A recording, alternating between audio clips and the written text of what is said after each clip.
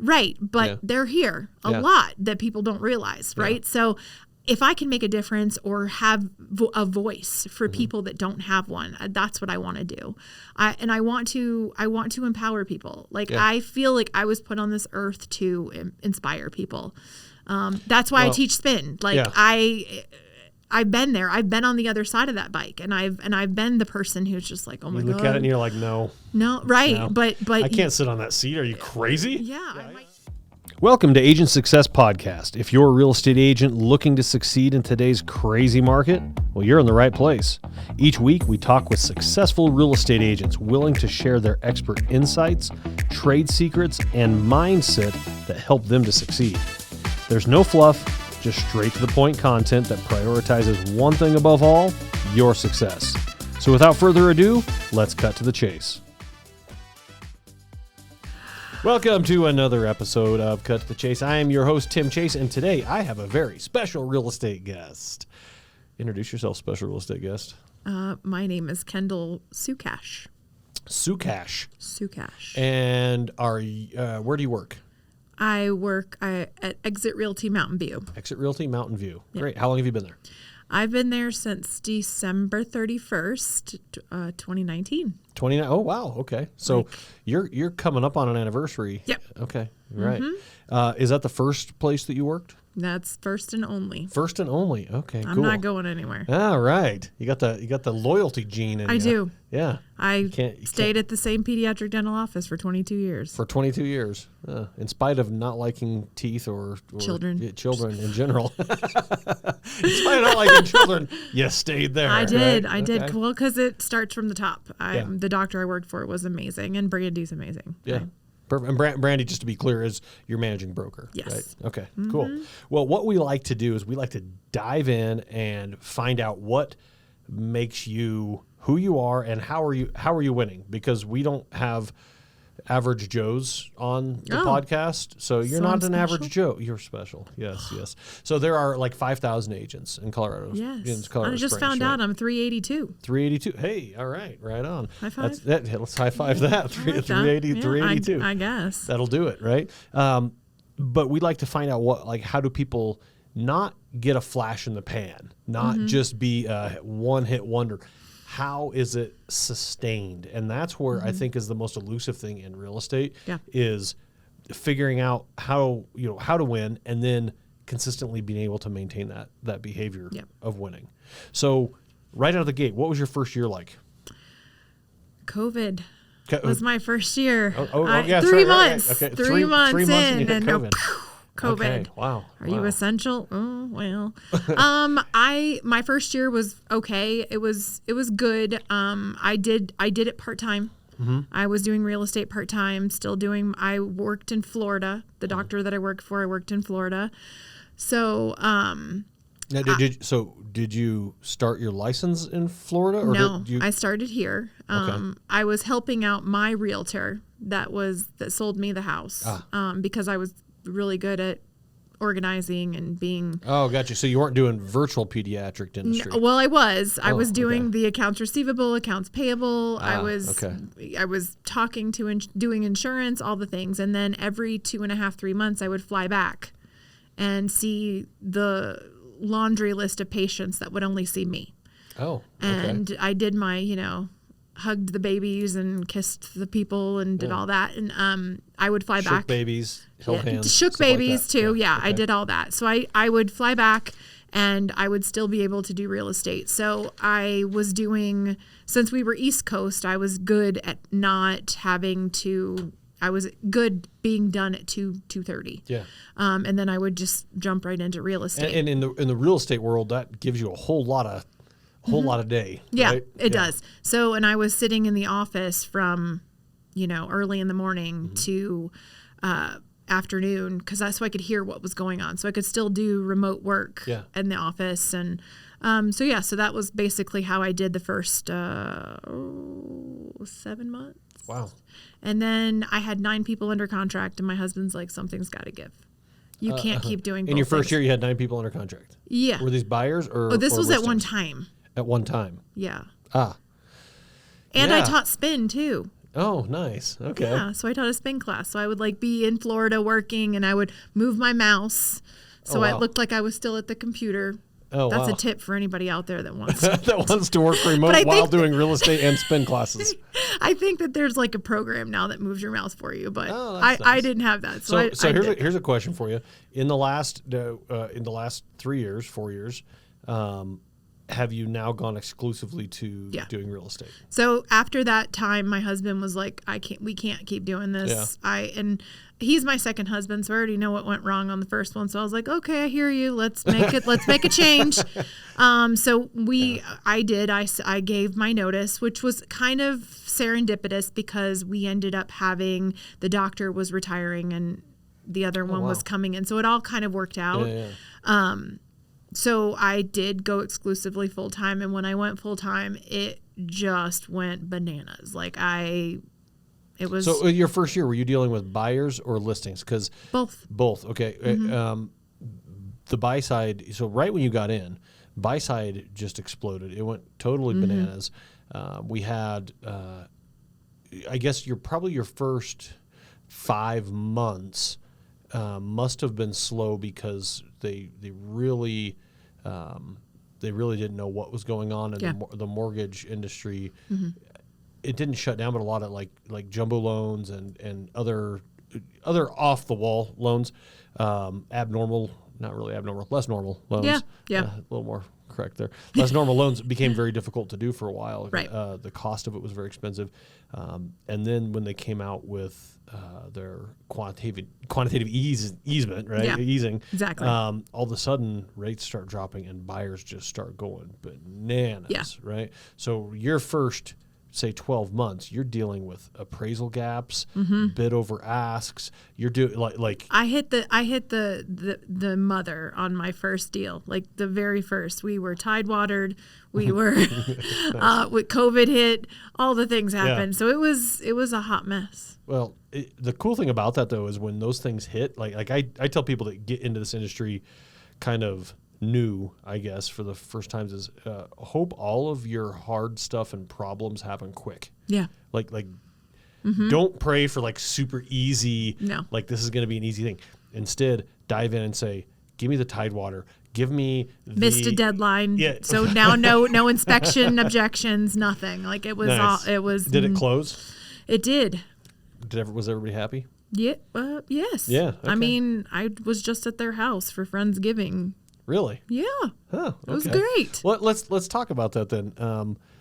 Are you finding your clients mainly like past relationships, friends, stuff like that, or how are you generating that? My husband pimps me out. Oh, nice. For the real estate. Yes. He's a nurse, so. He's a nurse. Yeah, so I mean, my husband is a huge part of it.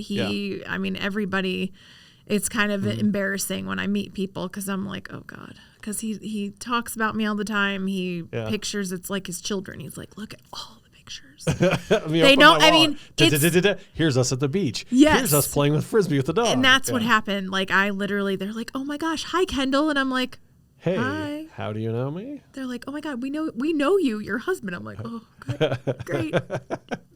I hope I can live up to all that. But mostly it's him. I don't do any advertising. I don't do any. It's word of mouth and referral based. So he can only word of mouth so much. So what happens after you close on a transaction? So, you asked me an interesting question. One of the things that I'm different. Most realtors will go and just recently the pie party, right? They come to the office and they come and you give them their pie. Well, I deliver all of my pies.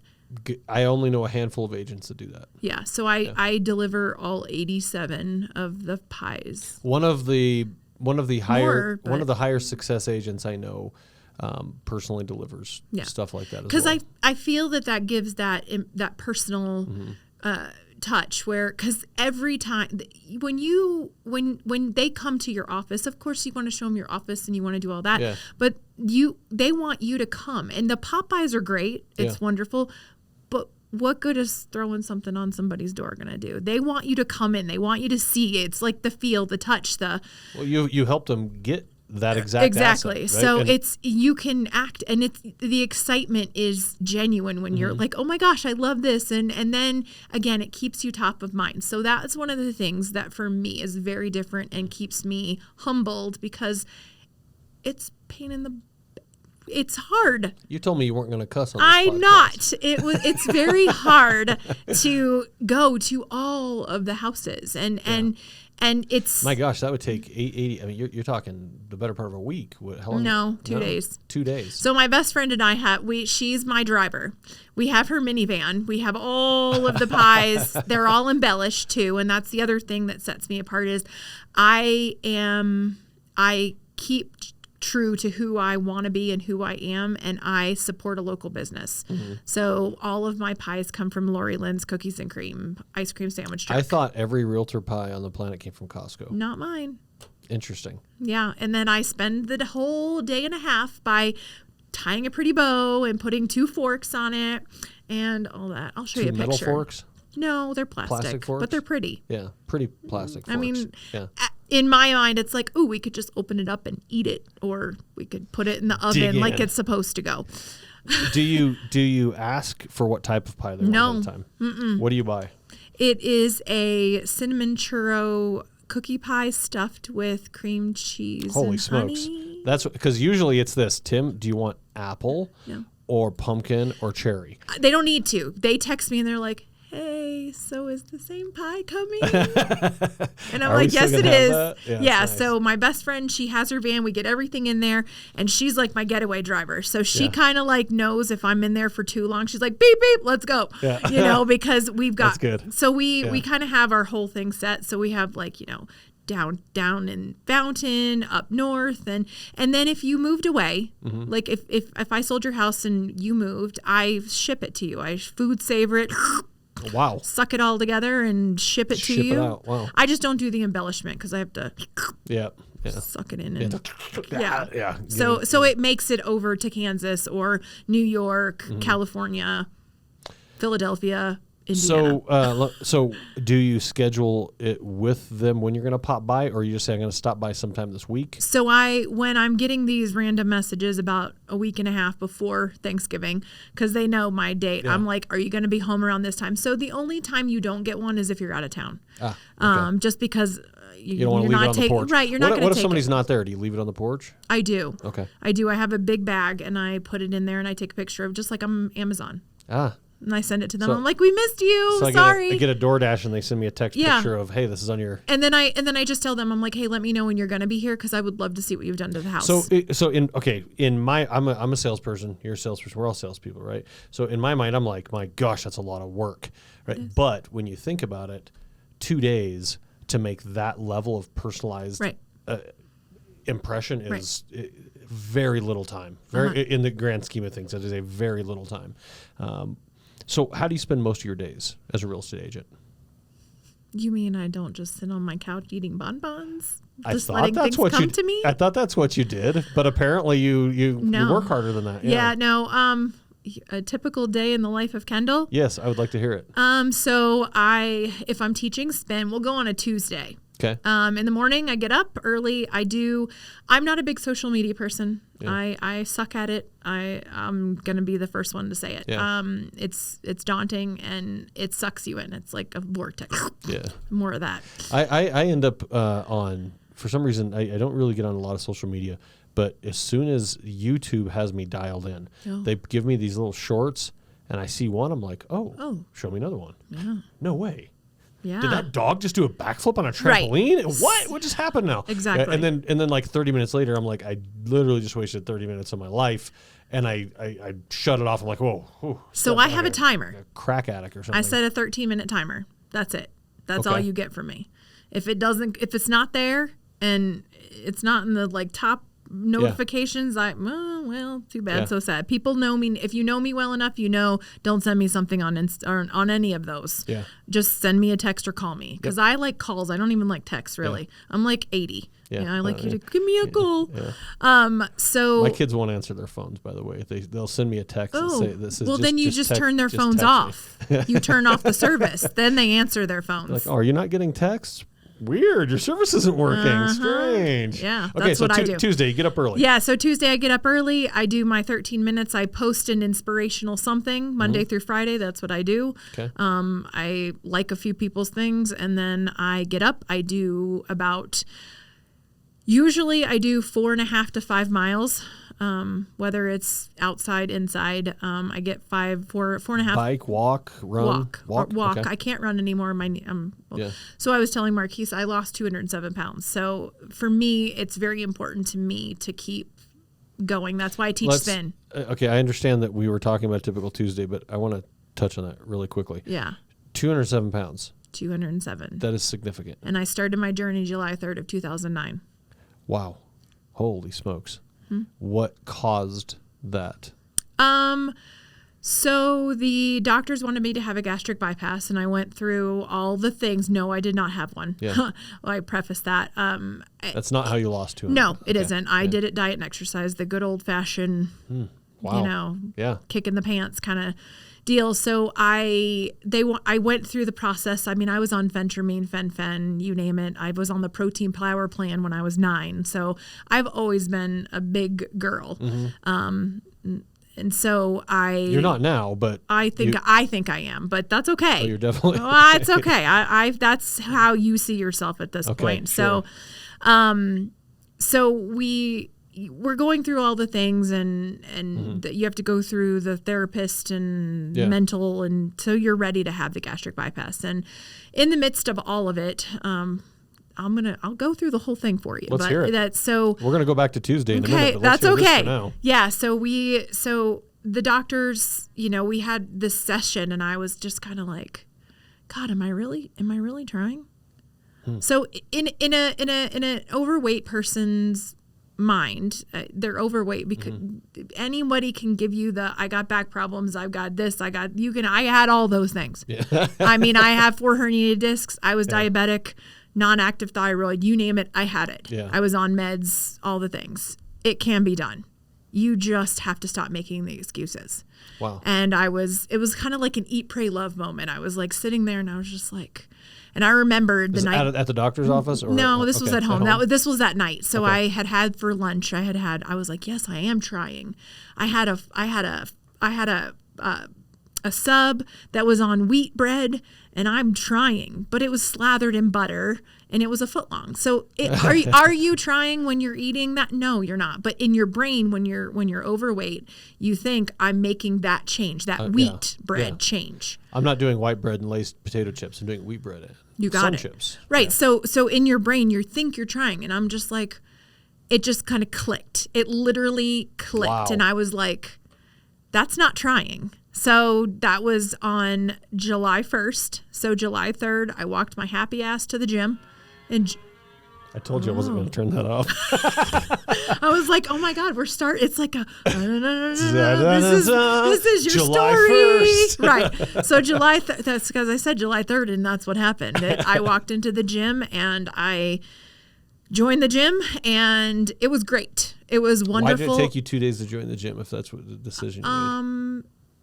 Not to be sarcastic, but I was wondering if that was the decision you made. Because we had a few gyms in our area, so I wanted to figure out which one I wanted to go to.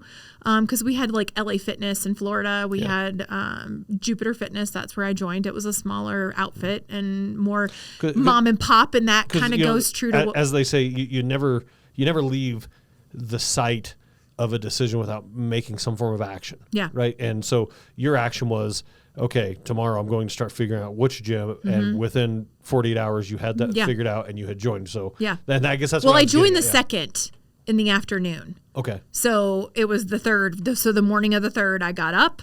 That was my day. I went in. So it took you a half day to join. Yeah, essentially. Okay. It's all synonymous too, because I quit my job or went full time in real estate on July 3rd.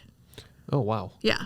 So it was kind of an emotional day for me. But yeah, so I joined the gym, started losing weight, and People shoot off fireworks for you on that day. Yeah, the next day. They should. Yeah. It's pretty amazing. It's epic.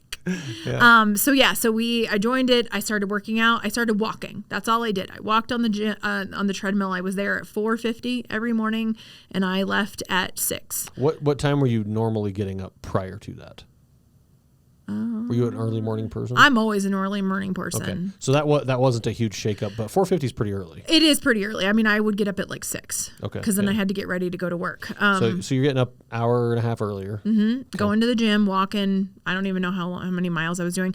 And while I was there, I started losing a little bit of weight, and everybody saw me there. And there's this one trainer. His name is Phil. Yeah. Phil Williams.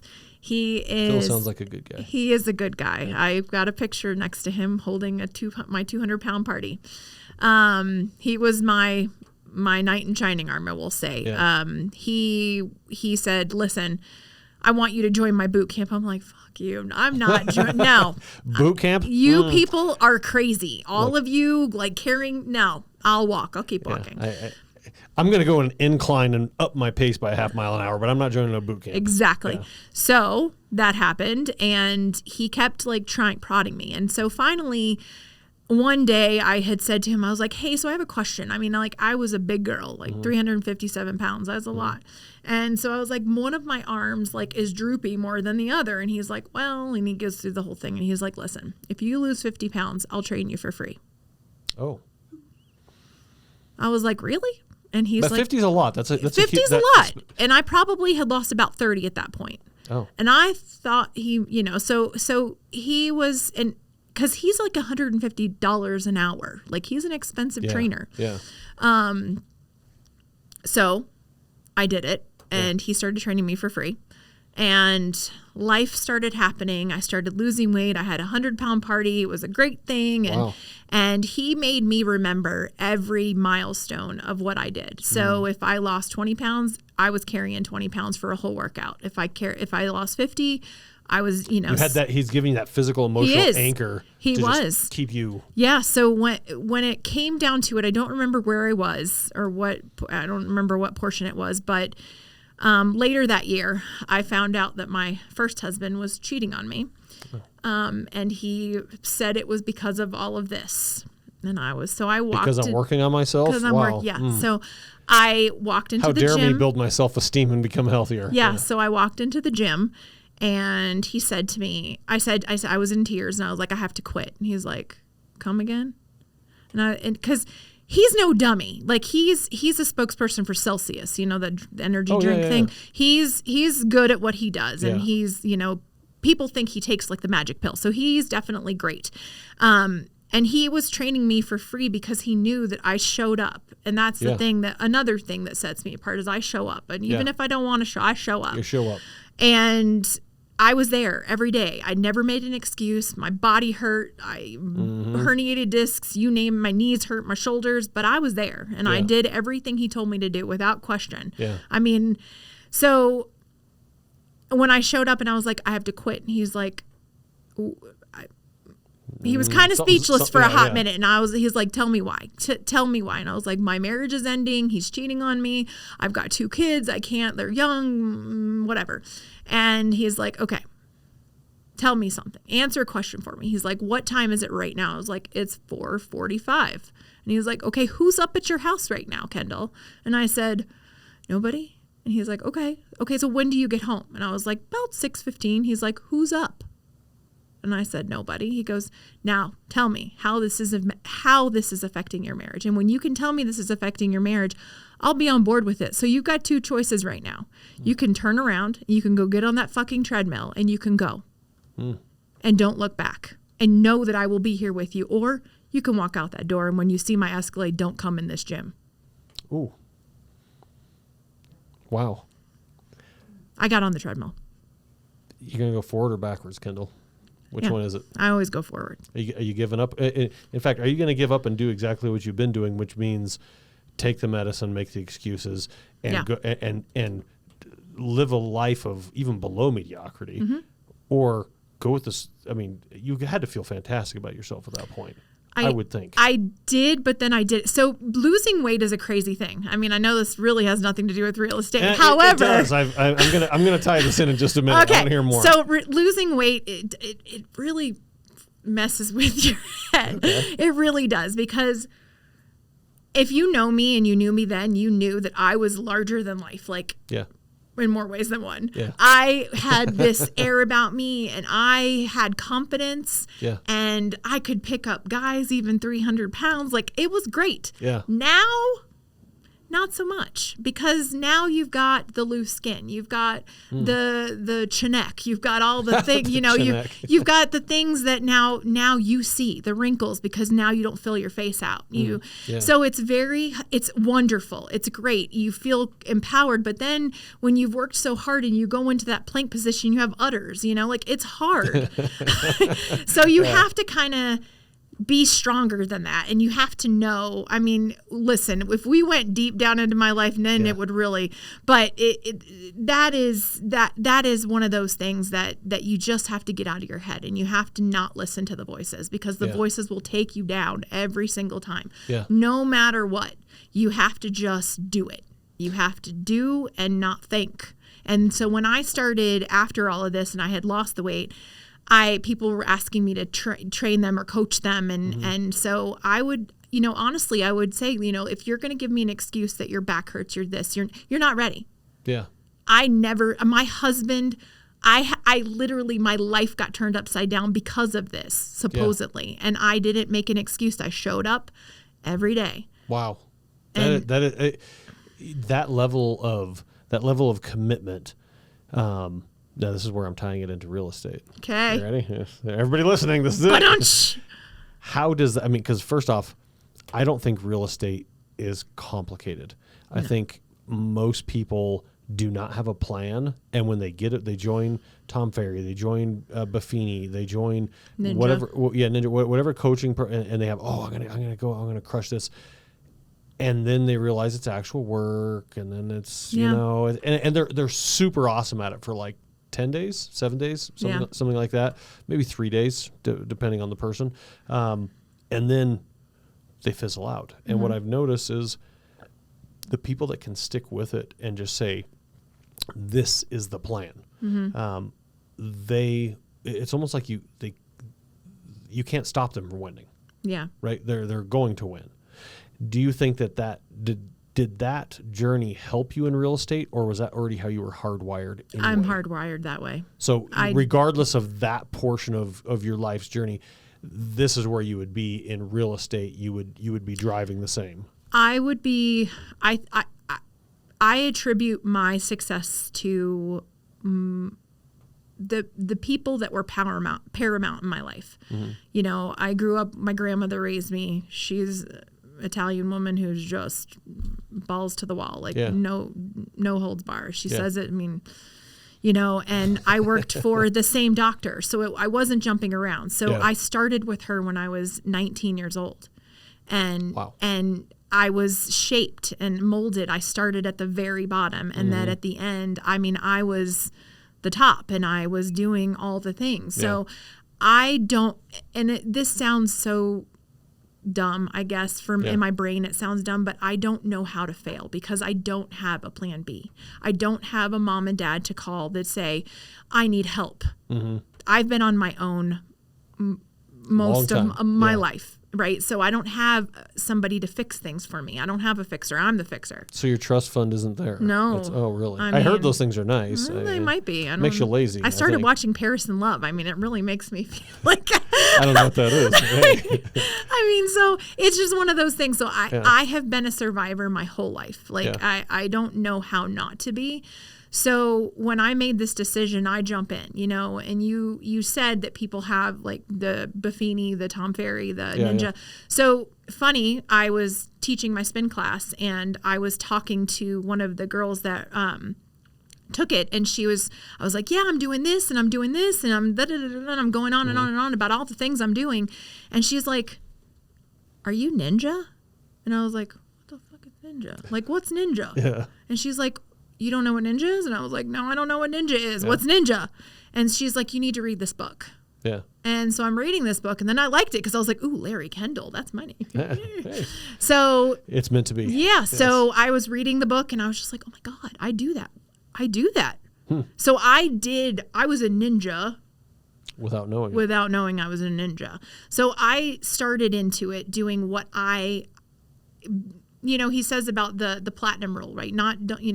Treat people the way they want to be treated, don't treat the way you want, because who the hell are you? Yeah. Right? So, because I might like something that you don't like, and you're like, well, you I treated them exactly how I'd want it. Well, they don't like that. Exactly. So I mean, I'm crass. Like I don't sugarcoat things for me. Just get straight to the damn point. Yeah. I don't need you to skirt around it and no, I don't need detours. We just fucking get there. Just get there.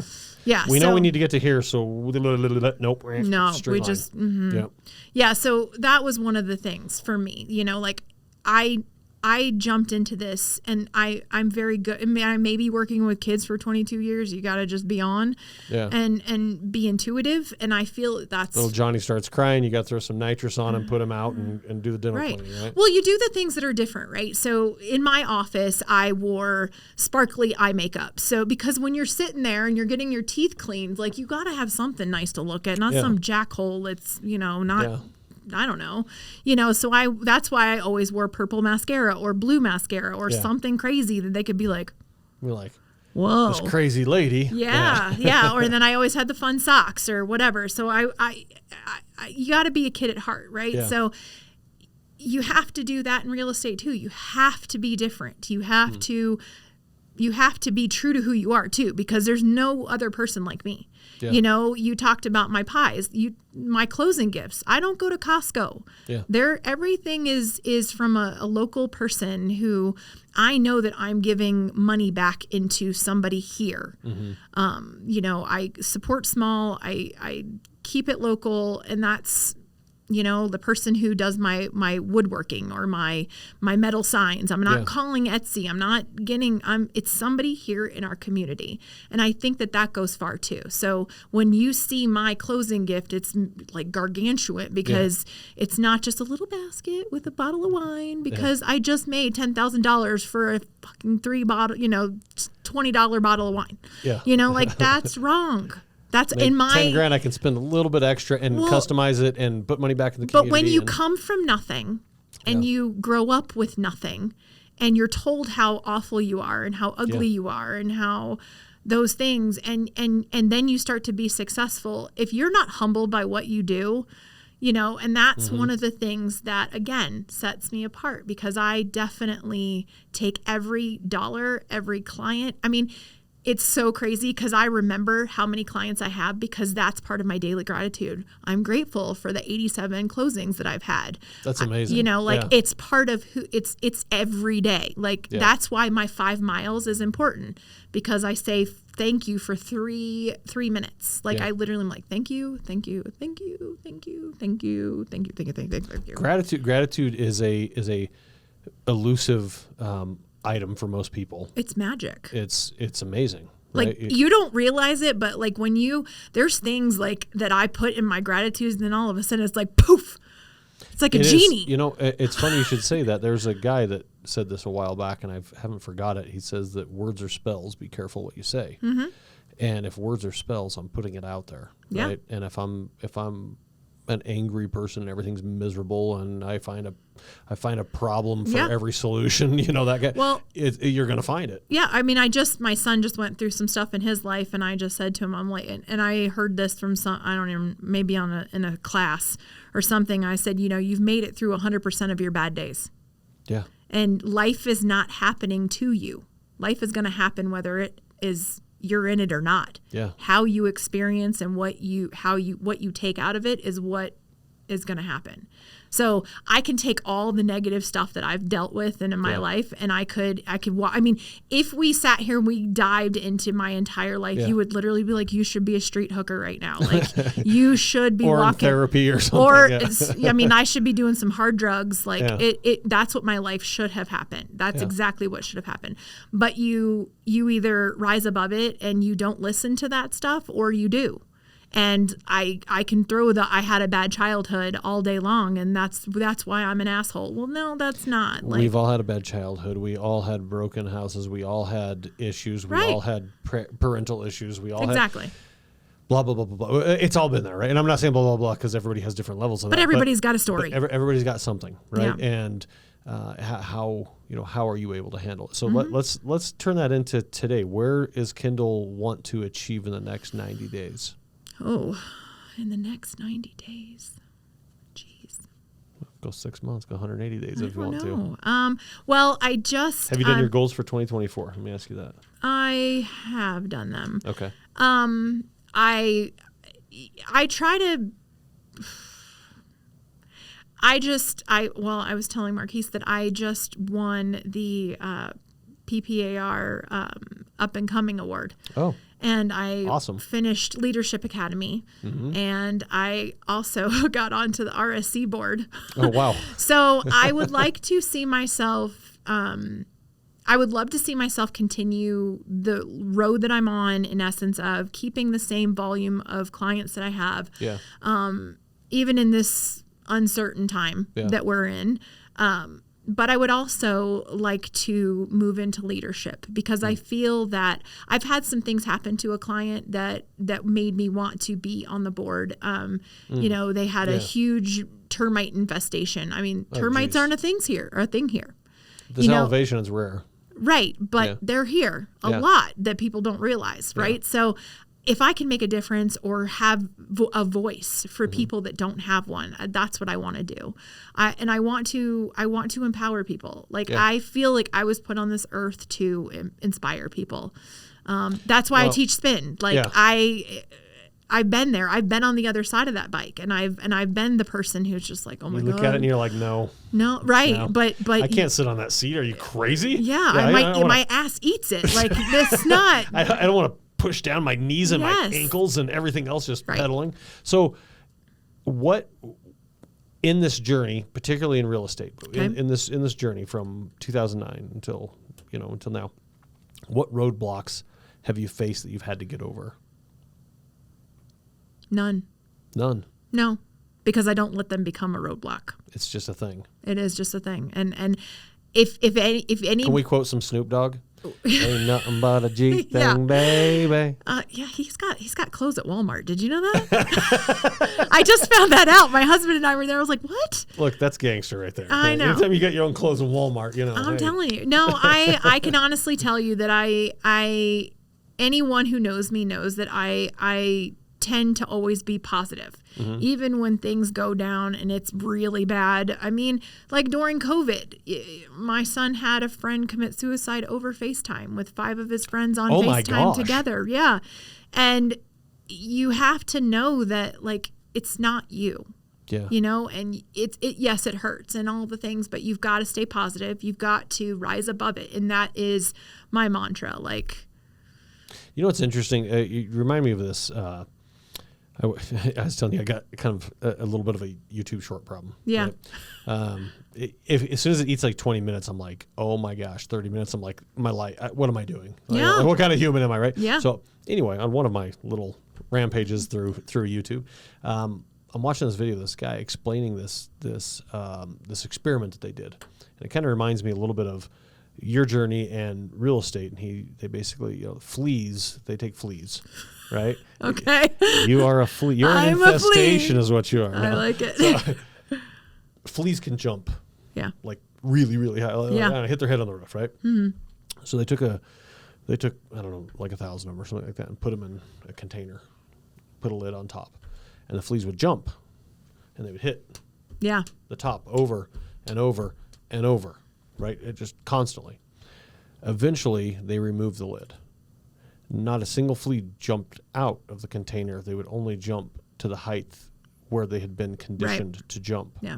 And the interesting part about that is, as they had baby fleas, they conditioned them generationally to this is how high we jump. Yeah. That's it. Right there. Yeah. There's no ceiling. It's interesting. Yeah. You look at that and you say, I can't because I can't. Well, I got this problem. I can't be. Yeah. I find it interesting that you've had that stuff and you say, and? Mm-hmm. So well, do you want to succeed in real estate? Okay. And what are we going to do? Are you making your phone calls? Are you Right. meeting with your clients? Are Right. are you staying up late to do your CMAs? What are you doing? Yeah. Well, it's really funny because you said that perfectly, and they used to make fun of me at my office in Florida, the dental office, because Gina was more of the sugar coater, the lover, I don't really trust Gina, but keep going. Well, Gina's a great person. Okay. Gina's I was good. trying to connect with you. It's okay. It's okay. It's okay. Because All right, we like Gina. Somebody would have a problem, and she would, because I was the office manager. Yeah. And she would come in and she's like, "Can you just put your dick away for just 1 minute? Can you be a girl?" And I'm like, feel this. Yeah, I want some emotion here. Yeah. No.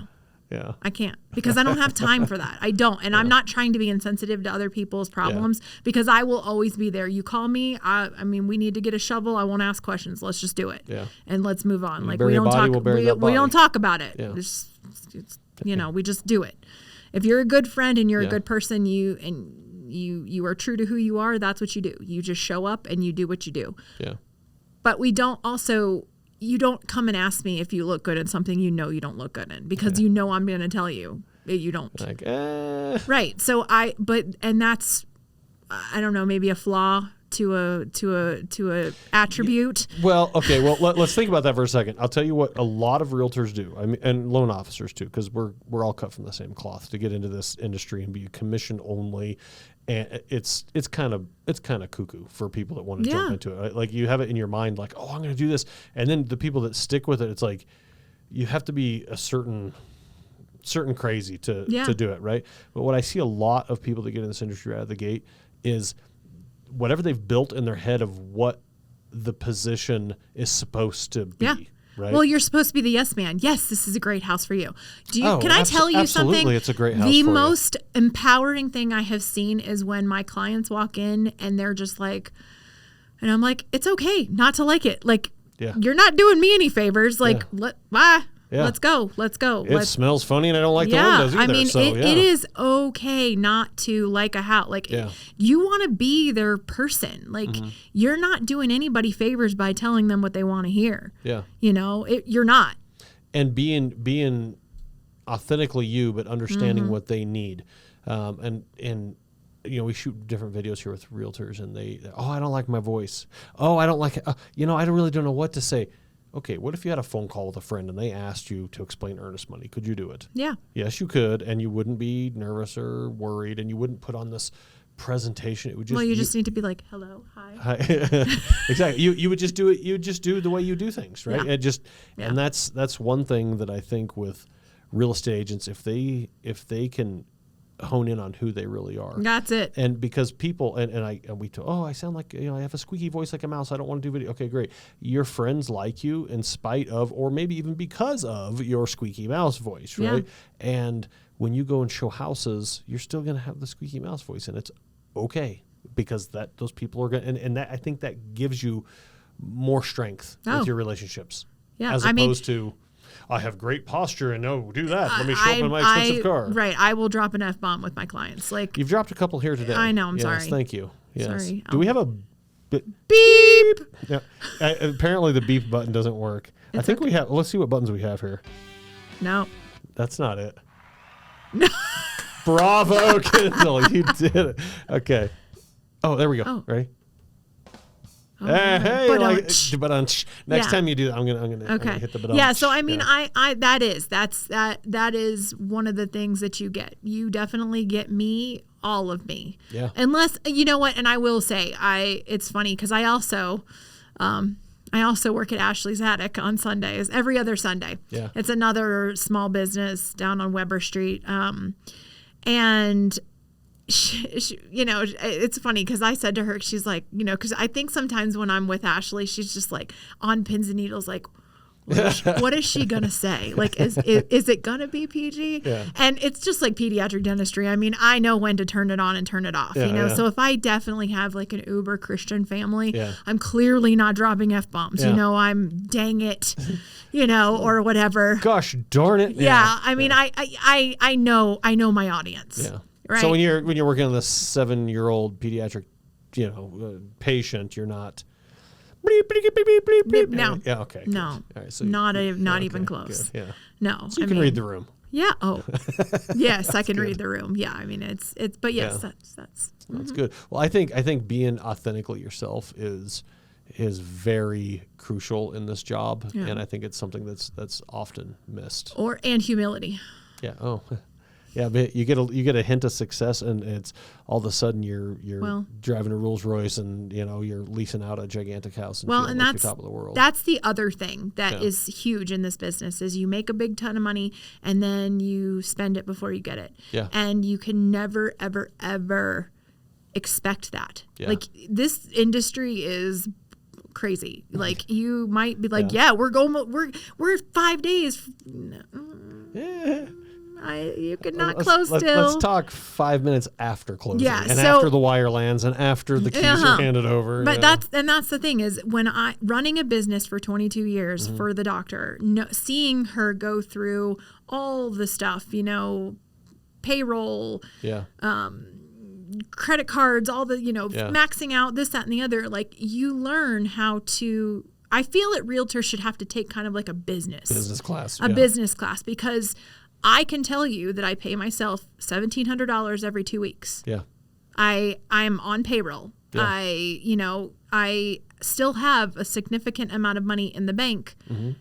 I'm not waiting for I don't have any closings for the rest of the year. Like I don't have anything on the pipeline. Well, I do, but nothing that's coming right now. Yeah, yeah. And I'm going to be okay. Yeah. Because I'm treating it like a business. Kendall's still an employee of her business. Yeah. And Kendall's still getting paid as an employee of her business. Right. I don't go and spend that money. Like my kids aren't, if they need something, I'm not making the money. Like yes, I have the money, but that closing goes in. It's in the business and your business is growing. Your business is like if we were as a community, a business and businesses, local businesses, most of us would be out of business. Yeah. Because of the fact that we don't know how to run a business. Yeah. It's I mean, and that's like I said, I give so much of my success in my life to Dr. Alonzo. Like I would not be the business person I am and the strong entrepreneur that I am if it wasn't for her, because she was like my mom too. Cause I mean, I was 19. So, and she was my mom's age really. So she was tough love but she was there for me, when I needed someone to talk to, but she didn't bail me out. Yeah. She was like, let's figure this out. Like, and that's just life. Like nobody is going to fix things for you. Yeah. They're going to, but then what did you get out of that? Now we're going to fall back into the same rut. Probably further down. Exactly. Yeah. So you just have to, the excuses just have to kind of stop. But that's really, we need to be more business sense-ish. I have loved talking to you today. Thanks. It's been awesome. Right back at you. Yes, it's been a blast. I feel like I've learned a lot, and it a lot of reminders. Reminds me in business, reminds me authenticity, reminds me that sometimes things are just things. They're not they're well, at the end of the day, we all put our pants on the same way, and it doesn't matter if we make 100,000, 200,000, or we only do one deal a year. Like we're all. And that's the one thing I will say, and that's where I will leave it to you is when you call me, or I call you as an agent, I'll always say to you, I'm like, we're all playing the same game. Like you don't, why are you trying to covet something? Like, just tell me the damn price or tell me I don't need practice writing an offer. Just play the same game. And you know what? You have a seller that wants to sell something. I have a buyer that wants to buy something. In fact, we're kind of like the matchmakers and Fiddler on the Roof. Yeah. Matchmaker. Right. That's bring what me a match. Oh, you know the song. I do. Matchmaker, bring me But that's it. I mean, that's what I say. I always use baseball. I'm like, we're all playing the same team. We're all playing the same game. We're just on different teams. We all want the same thing. You're on first base and I'm at bat. Right. And we're going to be at the same table at the end. So either we work together and make this happen or we can work against each other. Or we can be cantankerous, miserable human. And there's two of them out there. And be nice. Yes. And be nice. Please. That's the other thing. Is to all realtors out there, please, no drama nice. And be nice. Just be nice. Let's just get this. Do you know how many times I've gotten an offer accepted, even when we weren't the highest, because I talked to them and I listened, because let's face it, realtors like to talk about themselves. No. I mean, they do. What? And they We like, should and they start a podcast. They like to talk about how great they are too, and how great, So, but if you just let them talk, they'll tell you all the things. Yeah. So, and then when you stroke that ego a little bit more, and you're just like, I feel you. Like, but then you both win in that situation. Yes, that's the point. I mean, if we would all just start playing the same game and stop thinking that we're all holier than now and everybody's great. I mean, that's one of the things. Like, people don't know that I'm a top producer. Yeah. You don't.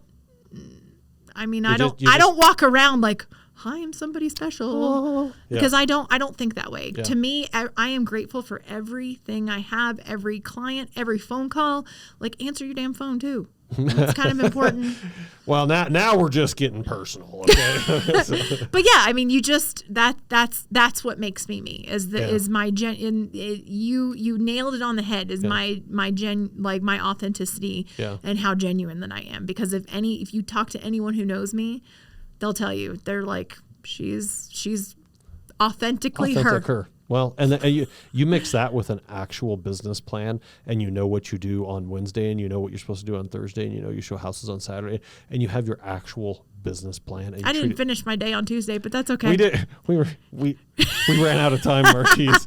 But guess what, guys? She gets through the second half of Tuesday every Tuesday. I do, and I teach a spin class. Well, thank you, Kendall. It's been been a real pleasure. I've loved having you on here. That wraps up another episode of Agent Success Podcast. Remember, you can find new episodes each week at agentsuccesspodcast.com. We hope you found the insights and best practices shared today truly valuable. And if you did, please subscribe, rate, and leave a review on your favorite podcast platform. Remember, your success is a journey of learning and improvement. So let's keep hustling, thriving, and learning. Until next week, this is Tim Chase.